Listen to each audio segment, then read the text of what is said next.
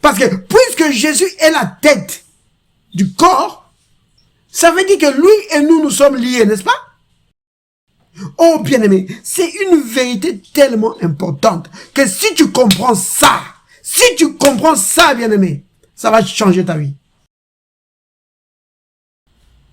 Alors, mon frère, on est en train de parler de l'église du Seigneur Jésus. Oh là là.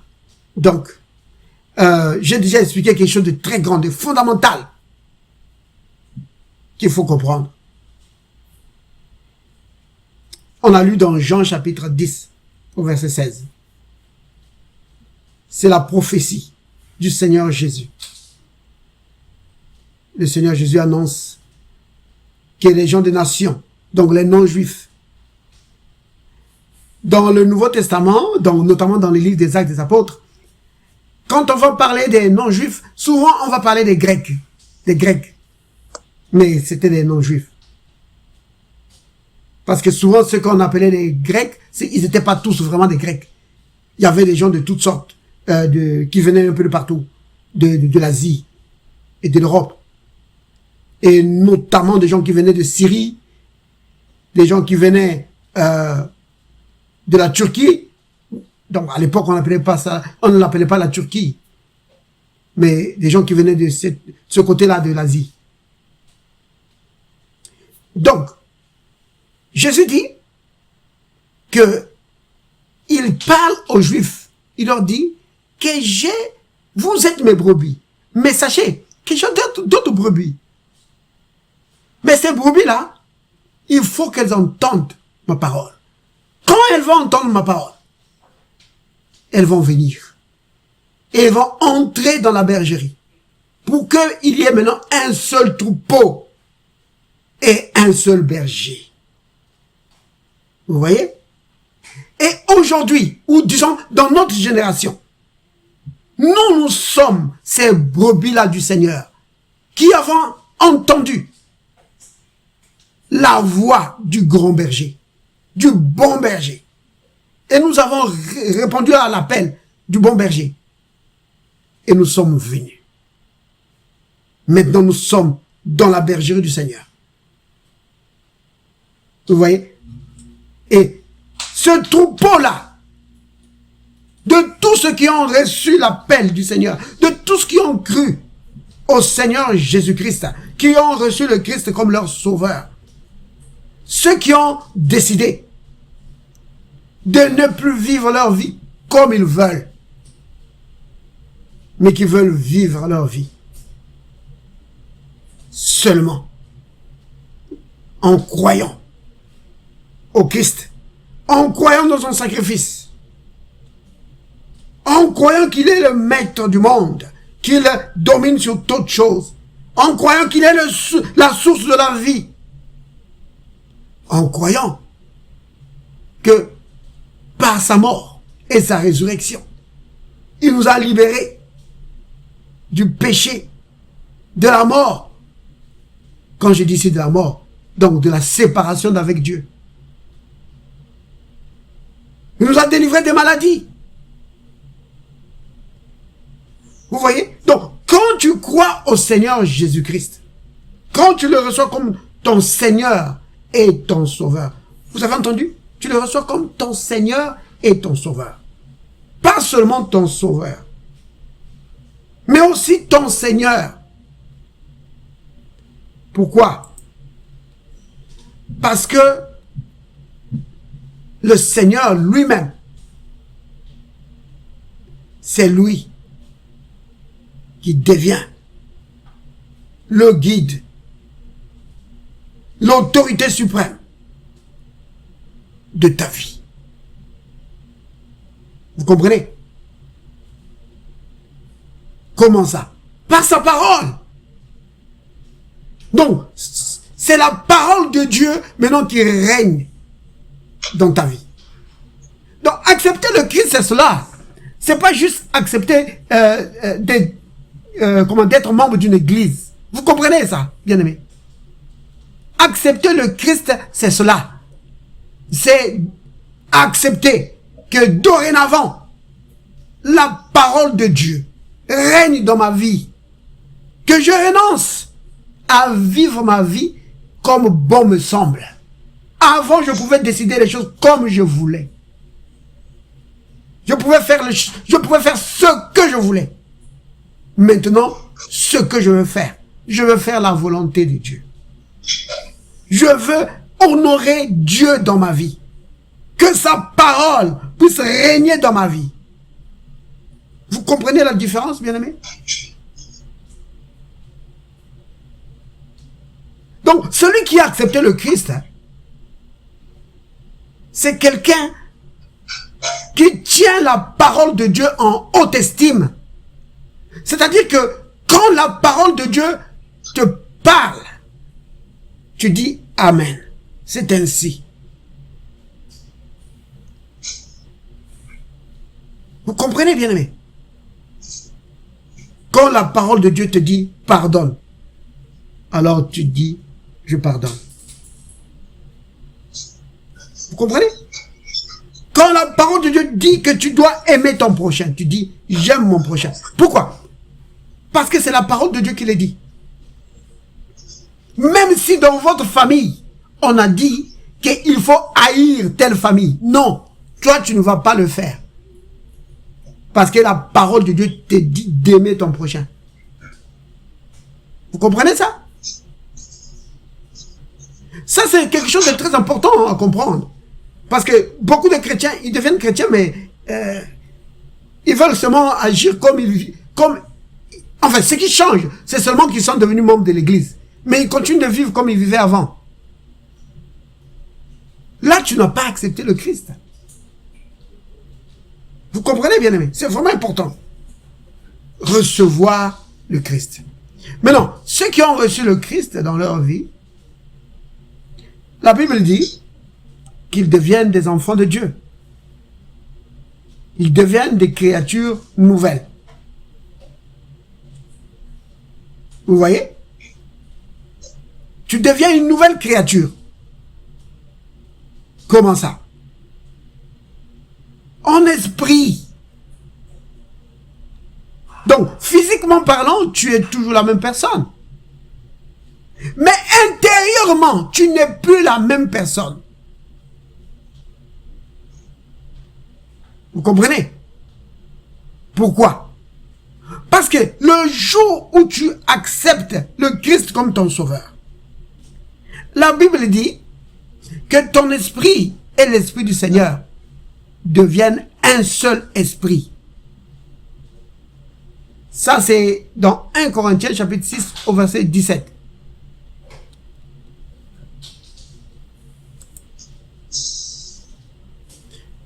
« 1 Corinthiens 6, verset 17.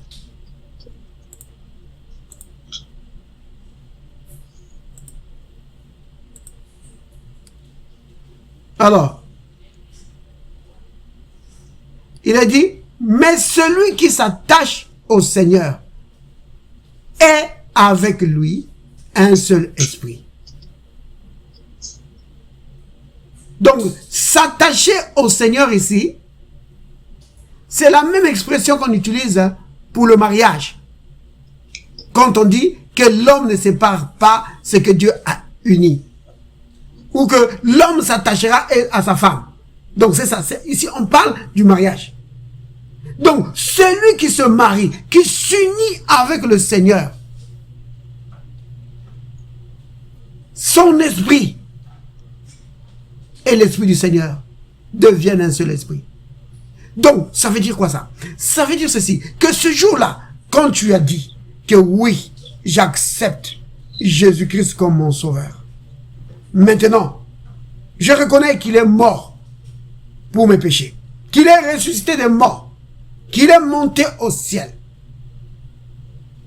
Je l'accepte et je le reçois comme mon sauveur. Le jour où tu fais ces confessions-là, où tu reçois le Christ, ce jour-là, tu es comme un homme ou une femme.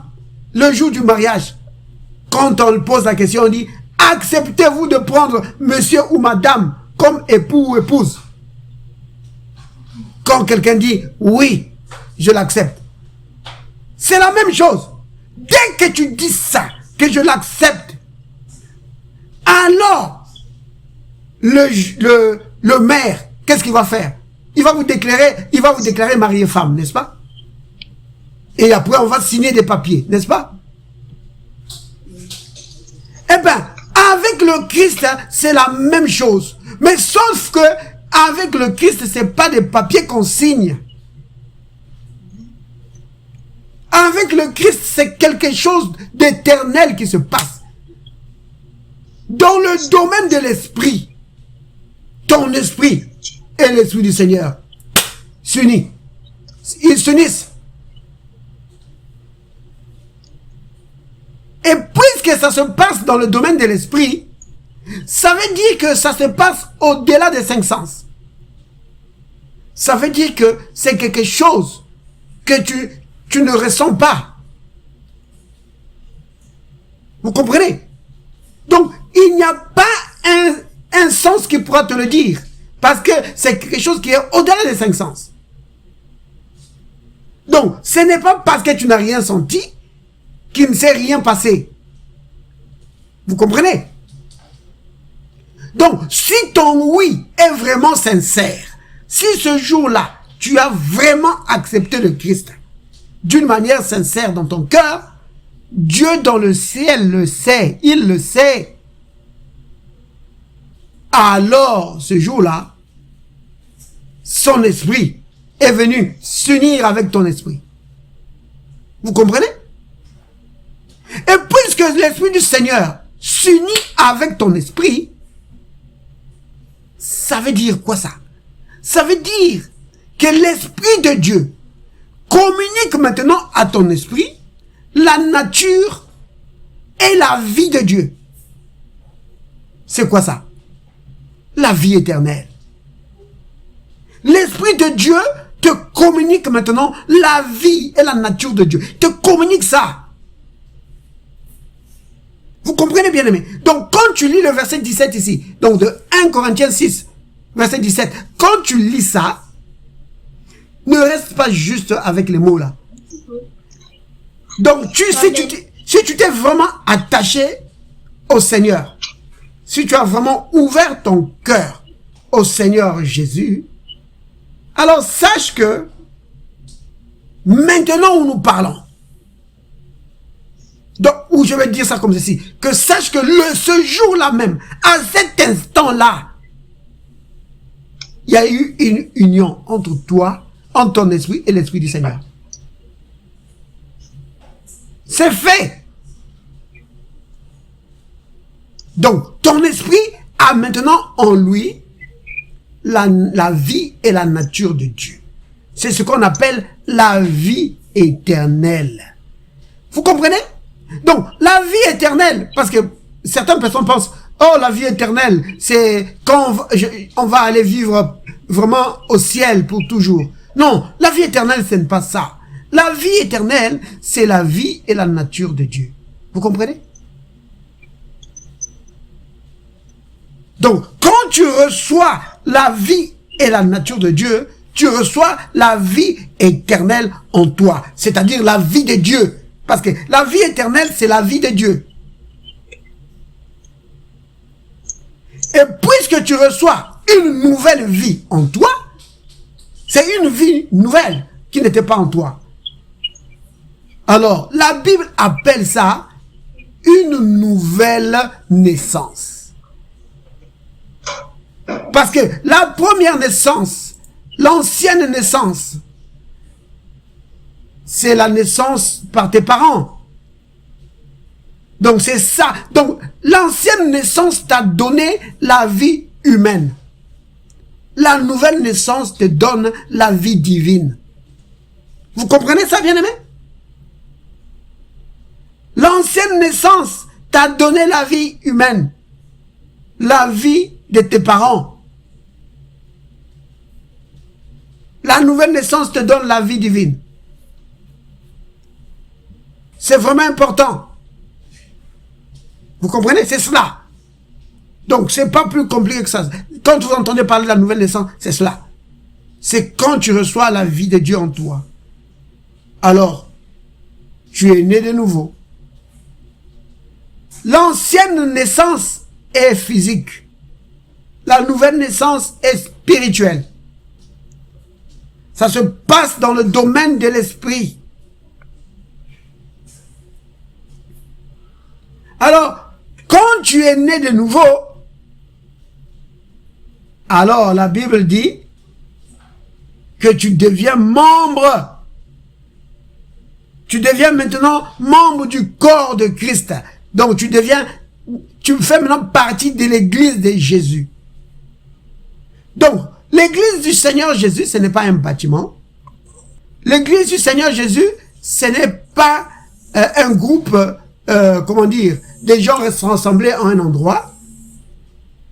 L'église du Seigneur Jésus-Christ, c'est constitué de l'ensemble des chrétiens, de tous ceux qui ont cru en Jésus. Donc, ceux d'aujourd'hui, et ceux d'hier, et ceux du futur. Vous comprenez? Donc, quand nous parlons de l'église du Seigneur Jésus, donc il y a une partie qui est sur la terre, il y a une partie qui n'est plus sur la terre, parce qu'ils sont plus de ce monde. Et il y a une partie à venir. C'est-à-dire les enfants qui vont venir après, qui vont croire au Seigneur. Vous comprenez? C'est ça, l'église du Seigneur Jésus-Christ. Et l'église du Seigneur Jésus-Christ est appelée le corps de Christ. Vous comprenez, bien aimé? C'est vraiment important de comprendre ça. Que quand on parle du corps de Christ, donc on parle de l'église. C'est la même chose. Corps de Christ, église, c'est la même chose. Mais quand on parle du corps de Christ, un corps, il faut une tête, n'est-ce pas? Parce qu'un corps sans tête, c'est un corps mort. Donc, l'église, c'est un corps avec une tête. Et la tête, c'est Jésus lui-même. Maintenant, on va prendre quelques écritures pour lire ça. Donc, on peut prendre dans Colossiens, par exemple. Colossiens 1, verset, bon, on peut lire le verset 18. Il est la tête du corps de l'Église. Il est le commencement, le premier-né sur tous les morts. Le premier. Amen. Amen. Maintenant, de qui on parle là? Quand on dit il est la tête du corps de l'Église, de qui on parle? Jésus-Christ. On parle du Christ, n'est-ce pas? On parle de Jésus. Retenez bien ça, bien aimé. N'oubliez pas ça. Donc, retenez bien le passage là. C'est Colossiens 1, 18. Que Jésus-Christ, et il est la tête du corps de l'Église. Maintenant, j'ai pris du temps pour expliquer ce que c'est l'Église. Maintenant, vous avez compris ce que c'est l'Église, n'est-ce pas? Bien aimé, vous comprenez, n'est-ce pas? C'est quoi l'Église? Donc, c'est l'ensemble des chrétiens. Donc, ceux qui ont reçu vraiment le Christ comme leur sauveur. Vous comprenez? Oui. Il y a une chose que je dois préciser là-dessus. Donc, quand nous parlons d'église, nous ne parlons pas des groupes. Vous comprenez? Ça n'a rien à voir avec le groupe avec lequel tu te réunis, non. L'église de Christ, ça ne dépend pas de ton groupe. Que non, moi je suis dans le groupe tel ou dans tel groupe, non. Ça rassemble tous ceux qui ont cru en Jésus. Peu importe leur groupe, peu importe leur pays, peu importe leur race, peu importe qu'il soit un homme ou une femme, un petit ou un vieux, ça n'a rien à voir. La seule condition, c'est, ou la seule caractéristique que tu trouves dans l'église, c'est que tous ont reçu le Christ comme leur sauveur. Vous comprenez? Que non, c'est notre foi en Jésus-Christ qui fait de nous des enfants de Dieu et qui fait de nous le corps de Christ. Vous comprenez? C'est vraiment important. Donc, dans Colossiens 1, 18, il y a une vérité fondamentale. Que ce corps-là de l'Église, la tête, c'est Jésus. Donc, nous sommes le corps, Jésus, c'est la tête. Bien aimé, c'est vraiment important de comprendre ces choses. Pourquoi est-ce que c'est important? Parce qu'il y a des conséquences à tirer là-dessus. Vous comprenez? Il y a des conséquences à tirer sur cet enseignement-là. Parce que puisque Jésus est la tête du corps, ça veut dire que lui et nous sommes liés, n'est-ce pas? Vous comprenez? Vous tous, tels que vous, ou nous tous, tels que nous sommes là. Est-ce que toi, ton corps est au salon et la tête est dans la chambre? Est-ce que c'est comme ça? Non. Là où tu es assis, c'est là aussi se trouve ta tête, n'est-ce pas? Ah oui. Ta tête ne peut pas être à un autre endroit que là où se trouve ton corps. N'est-ce pas? Donc, la tête et le corps sont toujours au même endroit. Ça veut dire quoi ça, bien-aimé?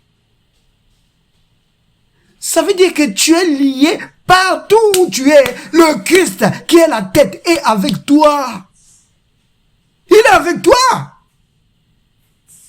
Vous comprenez? Donc, même si tu dis, oh, moi je suis seulement le bras. Oui, mais est-ce que tu as déjà vu un corps? Le corps, il est là au salon et le bras, il est dans la chambre? Non. Le corps est toujours là, ensemble avec le bras, la tête, tout est ensemble. Oh, bien-aimé, c'est une vérité tellement importante que si tu comprends ça, bien-aimé, ça va changer ta vie. Ça va changer ta vie. C'est un facteur de croissance incroyable pour ta foi. Ta foi va grandir parce que tu réalises combien tu es vraiment lié avec le Seigneur. Combien le Seigneur est, combien il est avec toi. Que tu n'as pas besoin de supplier le Seigneur, que le Seigneur vienne, oh Seigneur viens, ne m'abandonne pas. Mais comment il va t'abandonner? C'est comme quelqu'un qui est en train de dire à sa tête, oh tête ne pars pas, ne m'abandonne pas. Mais comment? Comment la tête va partir comment? Si la tête part, est-ce que ce corps il va encore vivre? Vous comprenez? Si vous voyez quelqu'un qui est en train de dire là, il est tout soucieux là, vous dites, monsieur, mais pourquoi vous êtes tout soucieux? Oh non, je suis en train de m'inquiéter. Mais pourquoi? Il dit, mais ma tête risque de partir. Mais qu'est-ce que tu veux dire, la tête risque de partir? Oh non, je suis en train de supplier ma tête de ne pas partir. Mais la tête ne peut pas partir. C'est tout un corps, c'est ensemble. C'est pourquoi le Christ a dit, dans Matthieu 28 au verset 20, il a dit que voici, je suis avec vous tous les jours. Pas de temps en temps. Tous les jours, jusqu'à la fin du monde. J'ai dit Matthieu 28, verset 20. Mais on ne va pas le lire, hein? On continue à cause du temps. Parce que déjà là, il est 40, alors... donc j'essaie vraiment d'aller... Il y a beaucoup de choses à dire. Bon, peut-être qu'on pourrait continuer demain. Donc, bien aimé, il faut comprendre ça. C'est vraiment important. En fait, le Seigneur, pour nous aider, il nous a donné beaucoup d'écritures pour aider notre foi à saisir cette vérité-là. Que une fois que tu crois en Jésus, tu es vraiment lié à lui. Tu es lié à lui et lui est lié à toi. Maintenant, quand je dis que tu es lié au Seigneur et que lui est lié à toi, ne t'arrête pas là, bien-aimé. Tu ne dois pas t'arrêter là. Tu dois tirer les conséquences de cette union. Je vais donner un exemple. Si aujourd'hui, tu te maries au roi d'Angleterre, tu deviens qui? Tu deviens la reine, n'est-ce pas? Oui. Ça, c'est une conséquence, n'est-ce pas? C'est une conséquence. C'est une conséquence. Quand une femme se marie au roi, elle devient la reine. Ça, c'est une conséquence. Vous voyez? C'est vraiment important de comprendre ça. Donc, c'est pourquoi je dis que tu dois tirer les conséquences de ton union avec le Seigneur. Donc, dès l'instant où tu reconnais que tu es lié au Seigneur Jésus, si tu crois les Écritures que nous venons de lire, que le Christ, tu es lié au Christ, qu'il est la tête du corps de l'Église, que toi, tu es un membre de l'Église, alors tu dois tirer les conséquences. Vous voyez? Regardez un autre passage. Donc, prenons Jean. Prenons le livre de Jean.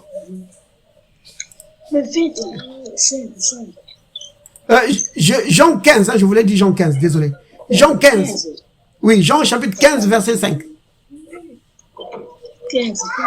Jean 15, verset 5.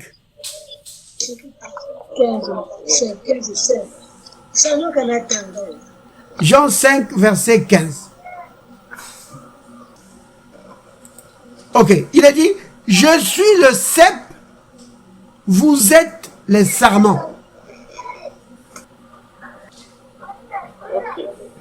Donc, il est dit, vous avez suivi, bien-aimé. C'est Jésus qui parle. Hein? Oui. Il dit, je suis le cep.